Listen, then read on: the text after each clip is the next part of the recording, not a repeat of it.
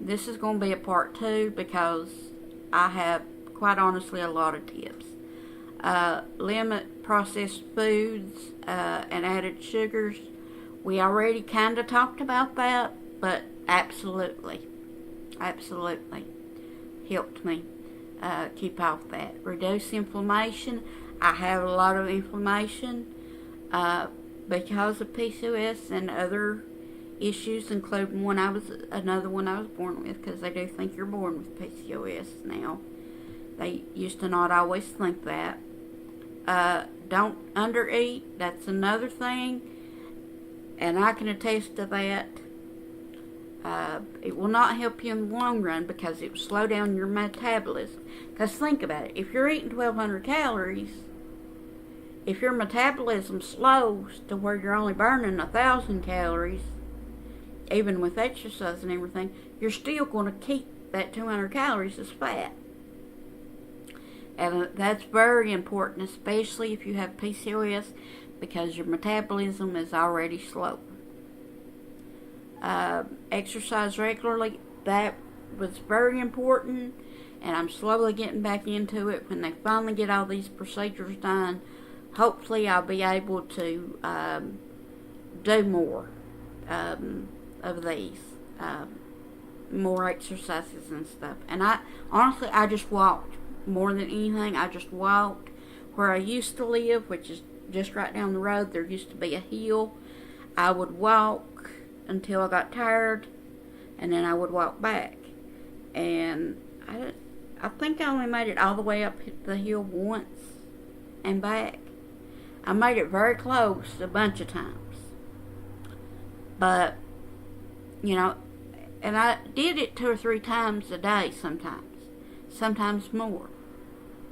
And sometimes I used my cane, and sometimes I didn't. Get enough sleep, also very important, because it affects your metabolism and other things. And any hormonal imbalance, including PCOS, that's just the one I'm most familiar with.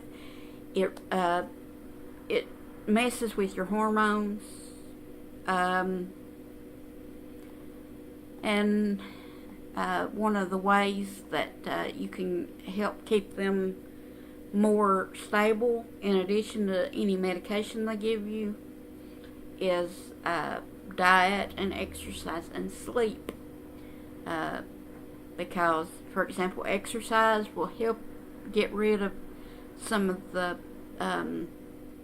insulin resistance, as well as eating lower carbs, which I mentioned already. Consider supplements. Yes.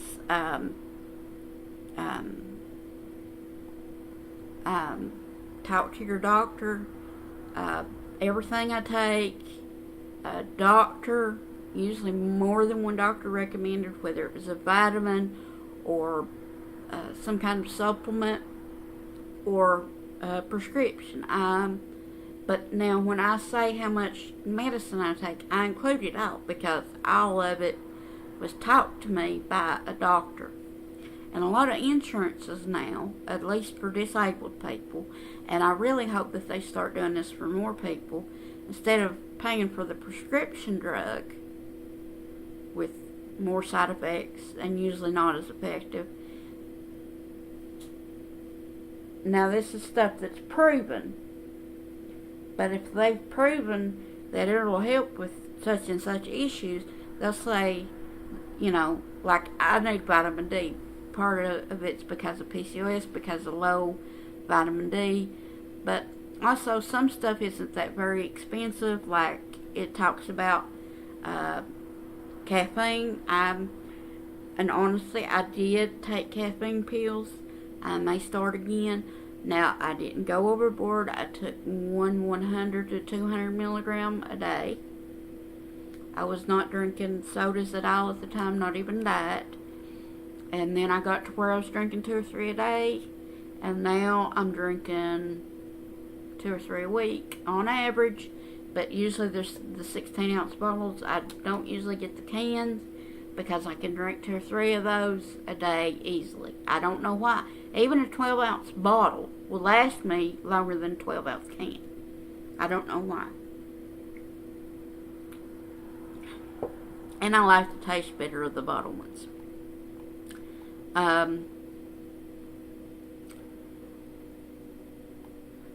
And honestly, I'm be honest about how I lost the weight.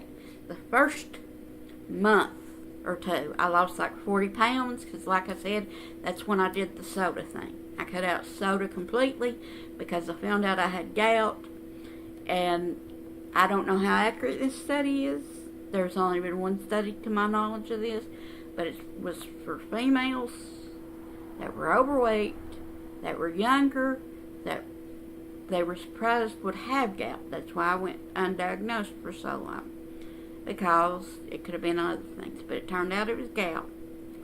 So they were talking about how sodas, especially the sugar in sodas, other sugars too, but especially in sodas, were the cause. And it did help. Now, I don't know if it was a weight loss or what, but I haven't went to regular sodas again.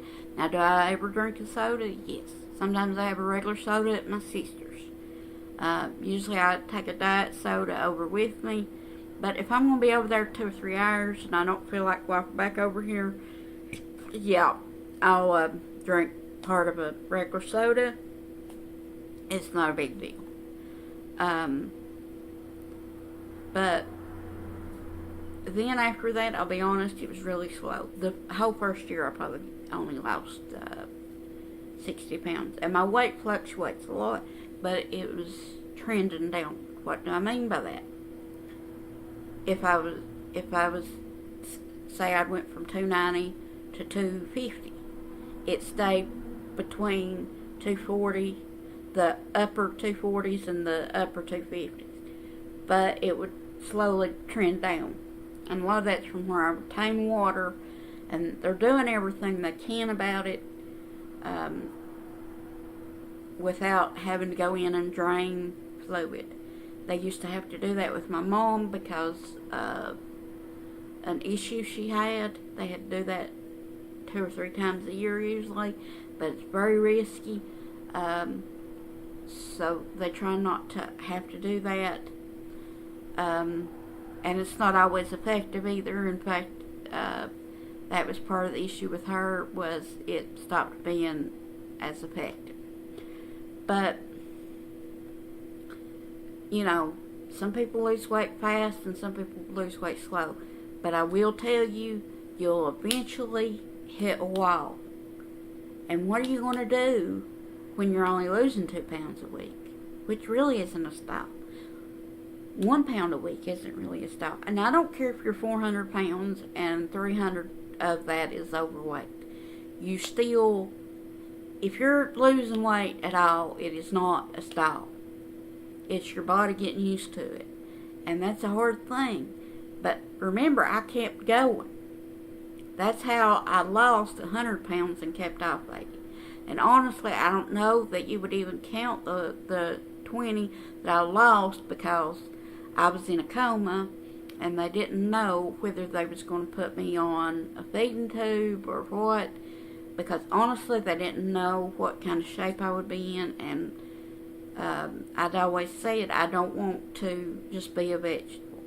Now if I have brain function and stuff like that, then that's one thing. But if I'm pretty much just laying there being a vegetable, I don't want. But they did decide a feeding tube, and then the antibiotics I was on a series of antibiotics to save my life, and they saved my life.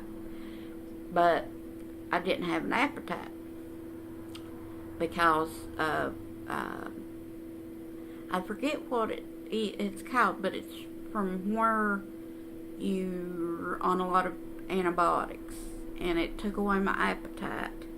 It was not good. You do not want this. You have to stay away from people.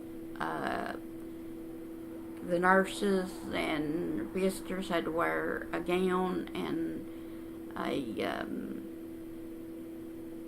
gloves and stuff.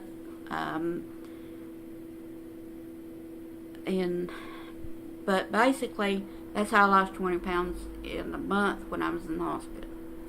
And pretty much, as soon as my appetite came back, I was right around the 220 mark again.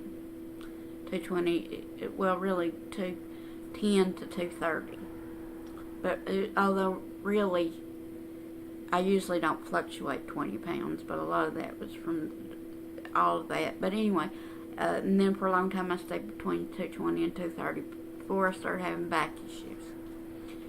What are my back issues? Everything you can name that could be wrong with the back is wrong with probably some region of my back. But like, to put it another way, something is wrong with every area of my back.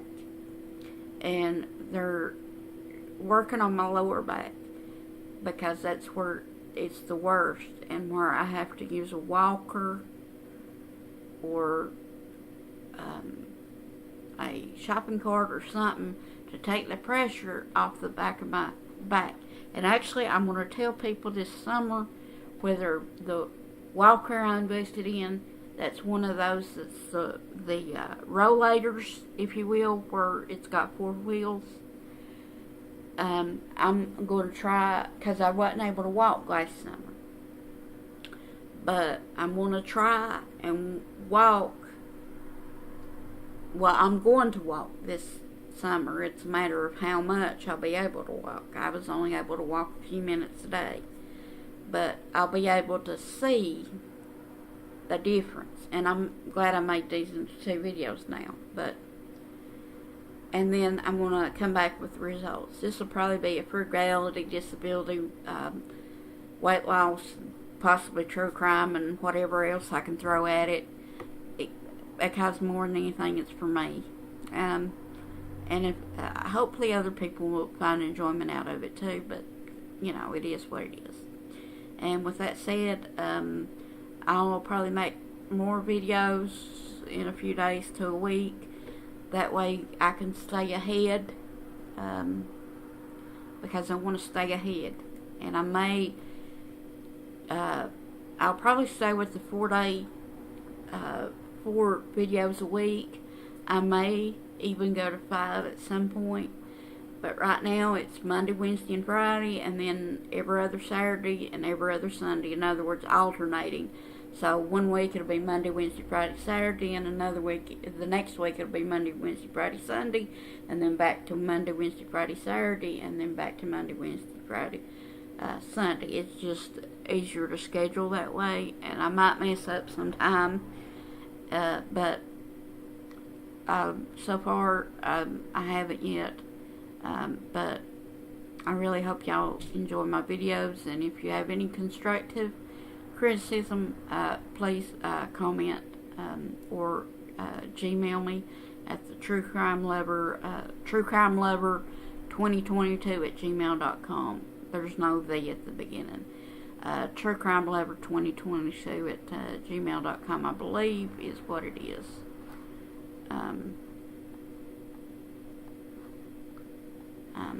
If that is incorrect, I will make a correction below.